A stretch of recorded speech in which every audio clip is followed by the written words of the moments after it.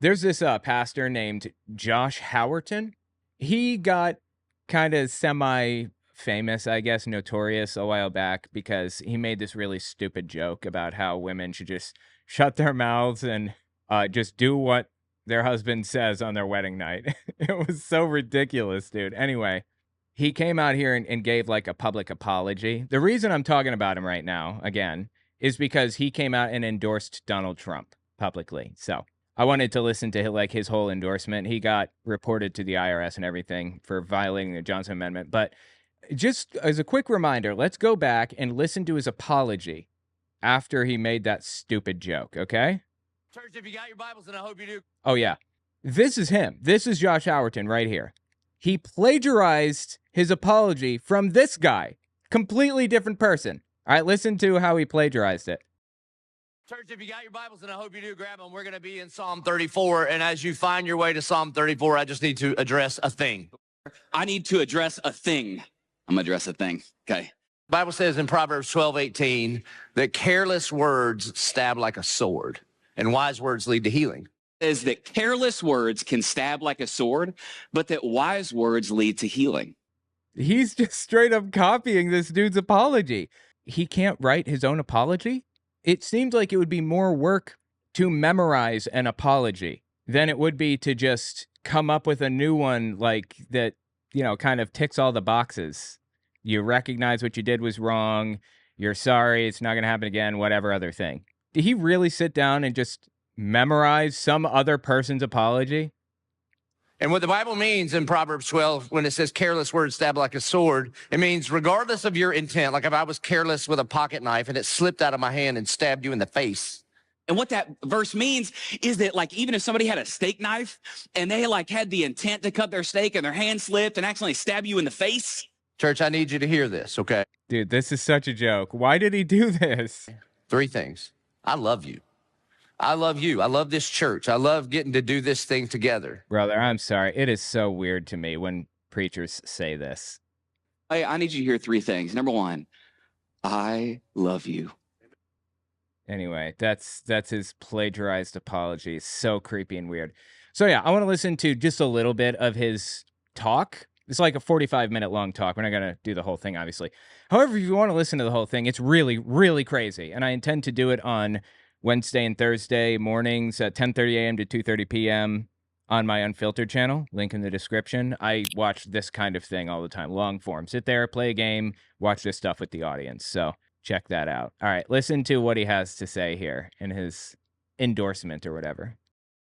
I'm taking 1 week right now just to have a very direct sermon. The title of the sermon is How to Vote Like Jesus. And before you freak out, just kind of hang out with me. Let me talk real quick about why I'm doing this. And the reason I even need to do this is because somewhere along the way, I don't have time to get into this. It's interesting about it. This really developed about 45 years ago. Somewhere along the way, this idea developed that was brand new in all of church history, that the church and pastors should avoid politics and stay away from commenting on politics or political leaders. Okay, interesting. Well, I think that idea actually started in Romans 13:1, where it says, damn, I don't have a Bible here. Basically says, be in subjugation to the governing authorities. You should worry about God's kingdom, not the earthly kingdom. Don't get involved in politics, pretty much. And aside from that, it started in the United States when the United States was created. The first sentence of the First Amendment of the Constitution establishes a separation between church and state. Because when people came over here, they were leaving a state church, the Church of England and other state churches. And they didn't want that anymore. So they codified it. No more state churches. No more involvement like that. In the early 1930s, I'm talking about Germany a lot right now because I wrote a book about it. The book is done. It may already be available on Audible for you guys if you want to check. The title is, this is the book cover. This is the back and the front, basically. The title is Was Hitler an Atheist? How Hitler Exploited Religion to Seize Power. Anyway, I have a chapter in it, the last chapter. It's about denazification and how the Allies denazified the church after taking over Germany. And one of the main things that they had to do was ban political speech from the pulpit. The reason is because, as I detail in this book, Hitler used the church. Politicians use the church to get further every time. And if you don't realize that you're being used, then you're already being used. Every politician will try to take advantage of the voting bloc that is the church. Anyway, the point is that in 1945, basically, 45 to 48 is when the denazification efforts really started in the church. During those years, one of the main rules was to keep religion and politics separate, because when you join them like that, it ends badly. It ends badly every time. So this is not a new idea that's existed for 45 years or whatever. So he's saying this idea came into existence for the first time in 1979. Is that what you're telling me? You think this just came into existence in 1979? Separation of church and state? Are you kidding me right now? Okay, go on. And stay away from commenting on politics or political leaders. I just need you to know that concept is completely and utterly unbiblical. Romans 13:1 begs to differ. Completely and utterly unbiblical. Some of you will hear the first few part of the sermon and be like, oh, man, Josh, it feels like you or the church are getting more political. That is not what's happening. No, that is literally what's happening. Happening right now is not, the church is not getting more political. Politics are getting more theological, and politics are getting more spiritual. Okay, so here's the problem right here, okay? It doesn't matter what politics is doing. You have governance or whatever over the church, over your religious body.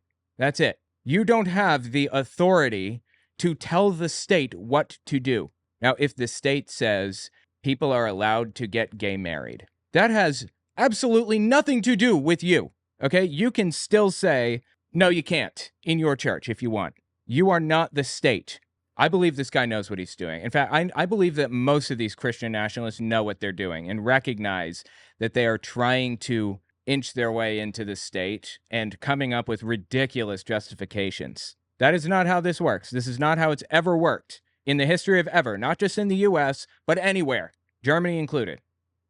When the government moved past things like building roads, issuing driver's licenses, and teaching math, to things like redefining marriage, erasing gender, reframing abortion as reproductive rights, and then using the government school system to indoctrinate everybody's kids into believing those things, hey guys, the church didn't move. Politics did.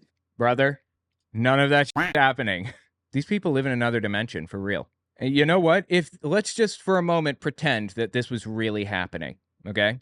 Do you know the solution? There's a solution to this. Private schools. You don't want your kids being indoctrinated into gender ideology or whatever the other stupid you think that's happening that isn't. Private schools and homeschooling is the answer. And lobbying to change it. Not as an institution, not as a religious organization, but as an individual, as a member of society. That's one of the core differences here. The institution of the church, like this organization, this company, shouldn't have any say in politics at all. Zero. But every individual person in it should. They're weaponizing this tax-exempt organization against the government, using it to their benefit, and they've gotten themselves an upper hand by doing so. That's the problem. This is literally the thing that the Founding Fathers wanted to prevent. This is why the Constitution was written the way that it was written, to stop this. Anyway, about reproductive rights or whatever, about abortion, again, has nothing to do with you. You don't want people getting abortions? Tell your people not to get abortions. That has no bearing on me. You have governance over your church and nothing else. That's what happened. Politics moved, okay?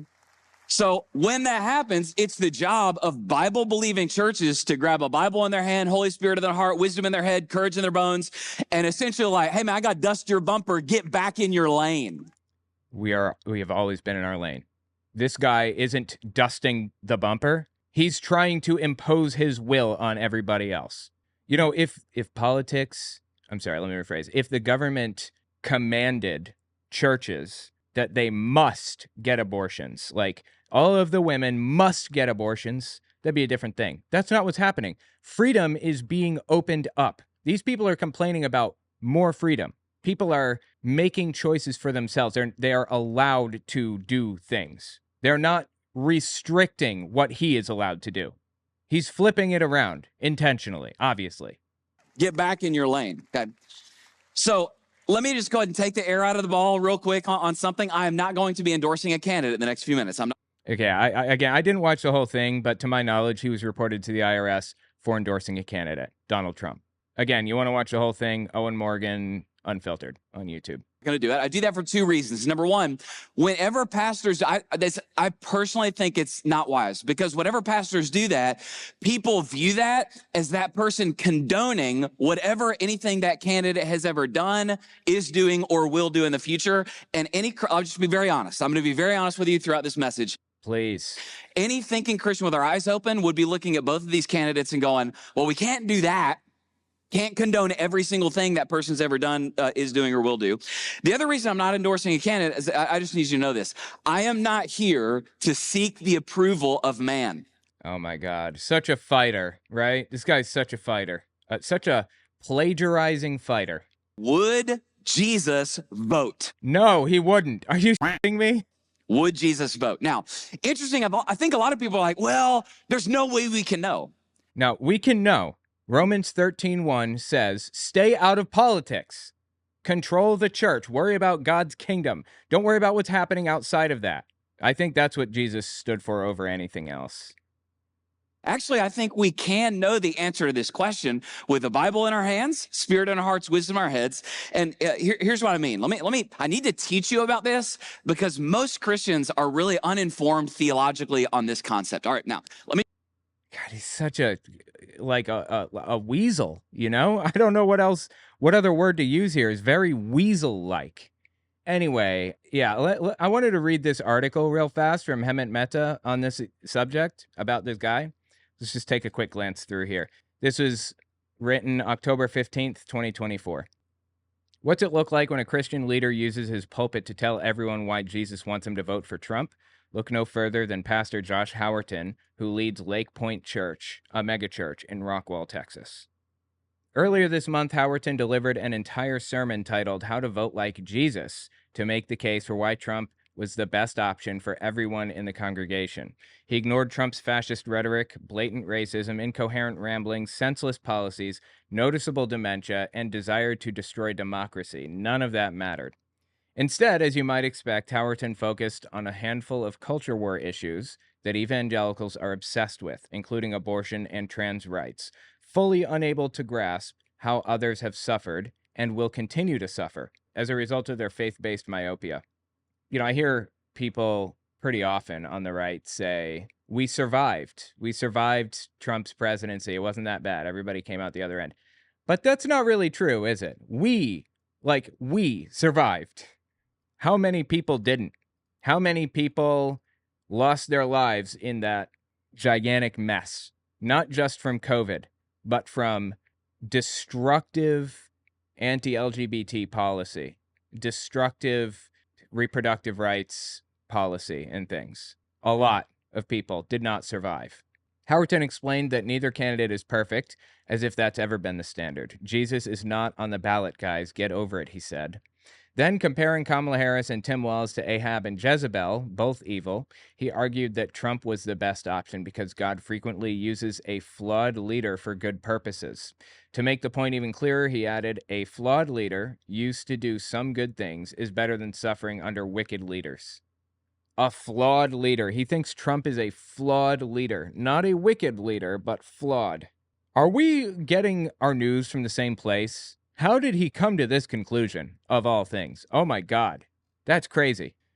When it came to abortion, Howton praised how Trump's Supreme Court picks overturned Roe v. Wade, but complained that Trump had moved left on the issue ever since. He is not. The only way anyone could think Trump is now more moderate on abortion rights is if you think he's honest about pledging to veto a hypothetical national abortion ban because he wants to leave the issue to the states. He's lying. We know he's lying because lying is what he does. If Republicans in Congress pass a national abortion ban, Trump wouldn't have the guts to tell them no. It's not that he wouldn't have the guts. He wants this abortion ban because it would be beneficial to the Republicans, and it would ingratiate him with them even more, dig him in even more to the Republican base, essentially. But leading up to the election, he's going to pretend that he doesn't want anything to do with abortion. He would veto it because he knows it's a losing issue. Nobody wants a total abortion ban. Nobody. Like a crazy low number of people want that. It is a losing issue for Republicans, plain and simple. Anyway, let's keep reading. If the Christians around him tell him to sign a national abortion ban, that's what he'll do because it gives him the leeway he needs to enact the rest of Project 2025 that Christians don't give a shit about. That's what happened in the first term, too. Trump gave Christians what they wanted when it came to judges, and it successfully allowed him to ruin the country in other ways because he knew those powerful conservatives would never stand in his way. Yeah, that's true, I suppose. Howton has to know Trump will do the right's bidding on culture war issues, but he offered the caveat, I assume, to act like he's not fully in the bag for Trump and to avoid criticizing him on all the other awful things he's done that are fully disqualifying. All right, so here's what he said. This is a quote. I'm just going to read the highlighted parts. Jesus is not on the ballot, guys. Get over it. Jesus is not on the ballot. We all want a King Josiah. By the way, King Josiah, I believe, was a dictator that forced people in his kingdom to worship his God, basically. So he's saying we all want a King Josiah. Is basically a dictator that's going to force people to worship the Christian God, like his version of Jesus or whatever. We all want a King Josiah, but sometimes God uses a flawed leader for good purposes, and when you don't have the option of voting for a Josiah, and your choice is between Ahab and Jezebel and Jehu, that choice is very obvious because a flawed leader used to do some good things is better than suffering under wicked leaders. I also have to be honest, the other side is far worse, far worse.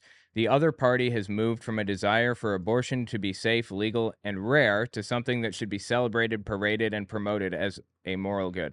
Like, I don't know what the hell he's talking about here. Who in the Democratic Party says they want to celebrate abortion as a moral good? What? Now, personally, I think we should expand abortion. We should make it more normal so that fewer people are averse to getting one when they need it. I would like to see it not celebrated as a moral good, but recognized as a morally neutral thing to do. And in some cases, I suppose, a moral imperative to make sure you don't ruin your life or somebody else's life or the life of a prospective kid. That's what I would like to see. But I'm an outlier, even in that. Back to Hemant Mehta. As someone who would love for Democrats to be more liberal on abortion rights, I can safely tell you they're not celebrating abortion or treating it as a moral good. Democrats have said victims of CSA should be allowed to terminate the pregnancy. They say the decision should be between a woman and her doctor, not a woman and the Republican leaders in her state. If that decision comes near the end of a pregnancy, which is extremely rare, it's almost always because there's an unforeseeable problem that no one was expecting or asked for. It's certainly not because a woman just decided on a whim that she no longer wanted a baby days before she was due to give birth. Yeah, that's not legal. That was never legal. Under Roe v. Wade, the law was up to 20 weeks you can choose to get one. Beyond 20 weeks, you have to get a doctor's approval because either you're going to die or, there's a case of like hydroencephalus where it's literally just there's no brain. It's just water. There's just water in the head. Or, or the baby died at like 30 weeks. You shouldn't have to go through the whole thing all the way to 40 weeks and all that stuff. That's a ridiculous, insane thing to push for. That's what Republicans are pushing for. Anyway, those are the only cases, and I think it's like 0.01% or something like that of cases that had to deal with that. Nobody, 0 people chose to get an abortion because they wanted one at 30 weeks and then got one. That didn't happen. That has never happened. I've never heard of that case ever. Yet those situations are what Howton claims are celebrated, paraded, and promoted as a moral good. Ultimately, if you believe women should control their bodies, then you have to allow them to make the decisions that are right for them, even if it's not your preference. If you think abortion is healthcare, then healthcare needs to be available for everyone without unnecessary restrictions. It's that simple. Howton and Christians like him would rather see a woman die because they can't access abortion care than let women make the decisions that are best for their families. And then came his lies about trans people. We don't get to decide if we're a different gender. And to support that idea is to call God a liar, to rebel against the created Oh my God, dude. order, to erode the family, and to contribute to mental illness instead of helping people with the only truth that can set them free. So I guess he's saying that, like, instead of having trans affirming care, we should have Jesus affirming care, where you go there and they just brainwash you as part of your health care. Is that what he's saying? Holy shit. Currently, you need to know this, 14 states in our nation have what are called transgender healthcare shield laws. Among them, the state of Minnesota. Governor Tim Walz signed legislation making Minnesota a trans refuge state. I want to read you what that means. It means listen. Okay, I'm sure it's going to be lies. I have no doubt about it. I've never heard of this before, and I'm sure he's just gonna, whatever. Anyway, just going into that, keep that in mind. Carefully. If a minor child has been unable to obtain gender affirming care because one or both parents object, the Minnesota law allows courts to have, quote, temporary emergency jurisdiction over the child. Translation, they can take your kid from you. Okay, that's just bullshit. That has literally never happened. Nobody has ever had their kid taken because they did not allow their kid to get a trans affirming surgery or some. Is that even real? It's probably not even real, right? These people are so full of. They can take and have done so. Where? Who? Give me a name. Anybody. I'll take anything at all. Now, guys, what you need to understand. Oh, is that weird? He's not giving us a name, huh? Strange. I thought he was going to give us some information to back these claims up. Nope. Just going to throw them out there. They can take and have done so. Now, guys, what you need to understand is evil never stops itself. It must be stopped. This guy's obscene. He's an obscene human being. Yeah, let's continue reading. This is Hemant Mehta. None of that is true. The state doesn't get to steal your child because you don't want them to get gender-affirming care. It hasn't happened before. It won't happen in the future. The law Walz signed in Minnesota involves complicated custody cases when parents live in different states and disagree about how to handle a trans child. The law allows a Minnesota court to issue a temporary and only temporary emergency order. How about that? Isn't that interesting? It turned out that it was a lie after all. Who could have guessed? The point is that Howton is spreading misinformation and fear-mongering because, as a Christian pastor, he thinks lying for Jesus is always justified. It's telling that he refers to supporting trans people as contributing to mental illness. Yeah. Does it matter that Howton didn't explicitly say everyone should vote for Trump? No. He winked enough times to make that explicitly clear. The Freedom from Religion Foundation is now asking the IRS to investigate the church for violating its nonprofit status by endorsing a candidate. Well, that's cool. I love it. It's not going to do anything because the IRS is not enforcing the Johnson Amendment. And what would the end result be? It would just be the church has to start paying taxes because they're getting involved in politics. That's it. But, you know, in people like Josh Howton's mind, that's persecution. Insane. Okay, this is a quote here. I'm just going to read the highlighted parts. In this instance, Lake Point Church appears to have improperly used its status as a religious organization and 501c3 entity to intervene in the U.S. presidential election. FFRF is asking the IRS to immediately investigate Lake Point Church and ensure that it no longer receives the benefits of a 501c3 organization and that donations made to the church are no longer treated as tax deductible. Churches can't be allowed to get away with such blatant politicking, says FFRF co-president Annie Laurie Gaylor. They must abide by the same rules as other nonprofits or lose their tax code privileges. That's how it's supposed to work. That's how the Founding Fathers wanted it to work. But again, they're not enforcing the Johnson Amendment right now. Unfortunately, it's effectively dead. Is that letter to the IRS futile? Maybe. But the IRS has an obligation to uphold its own rules, and they won't even consider an investigation without prompting.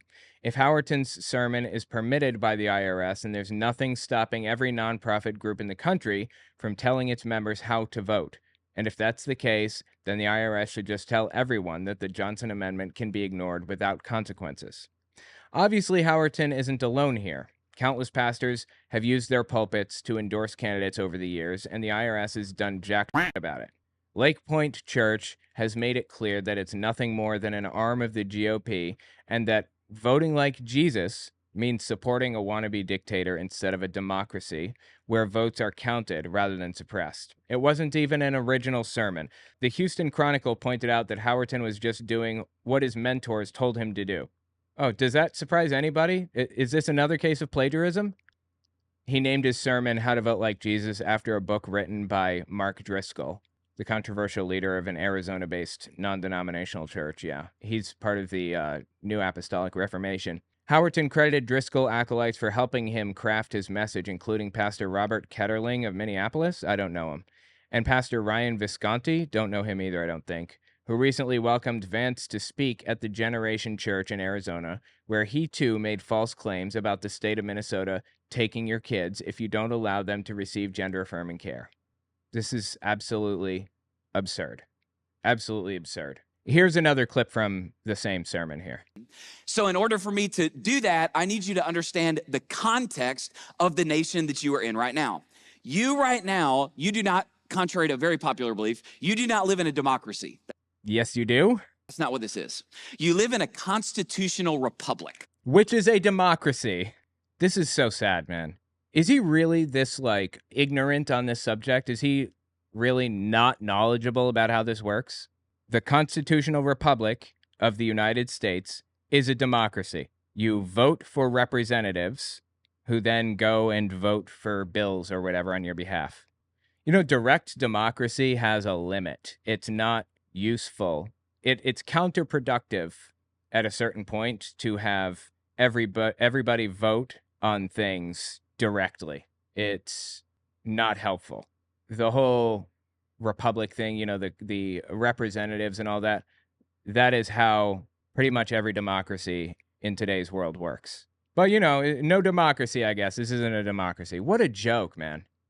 You live in a constitutional republic. That's what the America is. This is a constitutional republic. It's disturbing to me that, like, the talking points on the right have now moved over to demonizing democracy.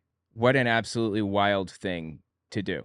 Tell me what you think about it in the comments. This dude's terrible. And again, check out my book, owenmorgan.com.